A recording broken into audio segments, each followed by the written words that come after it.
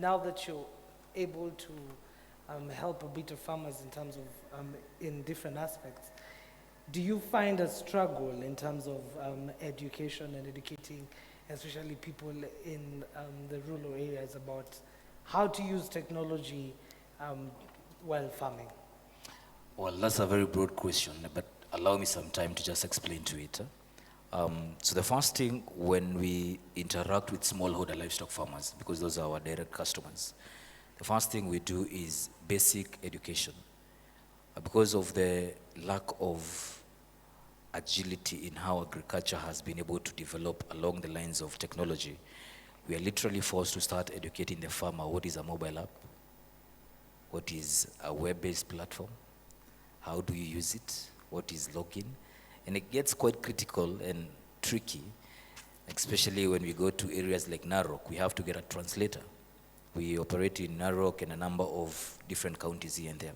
So what we've done is that the first line of education as far as agri-tech is concerned, we have campaigns, activations on the ground with farmers, where we work with organized groups. Organized groups for us can be common interest groups, community-based organizations, farm cooperatives, beef cooperatives, and so on and so forth. Or we group farmers. So we start in a brick and mortar way before we deploy any level of technology to them. So we take them through the normal training that would sit down like in this forum and help the farmers to understand. That's the level, the first level of basic education. Then the second level of education is where now we take their mobile numbers, put them somewhere in a software where we can continuously educate them by sending them messages, you know. Then we start graduating them to start using USSD, or the short code, the two-way one. Yes. Before we start opening them up to a web-based platform or even a mobile app. The challenge as it is on the ground is because of the following problems, 4 problems that make it very difficult to literally deploy technology in agriculture. The first thing is infrastructure, just like a farmer on fire has said. For us, I want to be a bit practical so that I can help everyone understand along the lines of our practical experiences and the question that you've asked. Let's look at, for example, our situation, infrastructure.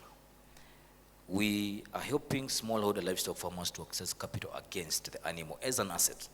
Legally, as of 2017, there's a law that was passed. If there are bankers in the house, they know about Movable Property Security Rights Act, which also states that an animal is an asset and can actually be used to acquire a loan.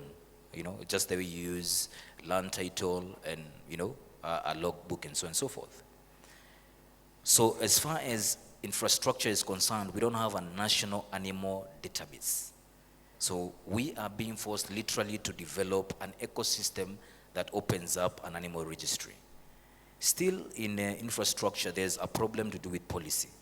Are there animal identification laws? Yes, they are there. Are they outdated? Very, very much. Is the government involved in any way? Yes, but partly no. Yeah. But majorly no.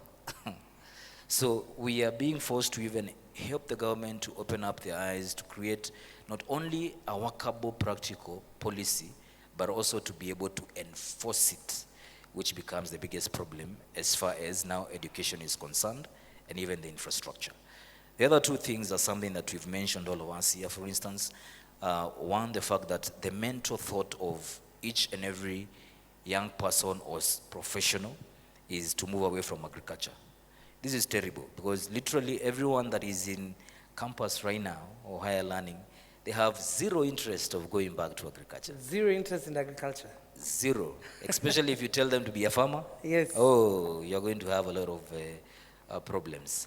So that perception is very deep because if statistics prove us right, whenever we go to the ground, the farmers we deal with are 45 years and above. Mm-hmm. Most of them are illiterate. Most of them are maybe semi-illiterate or have no understanding of technology in any way.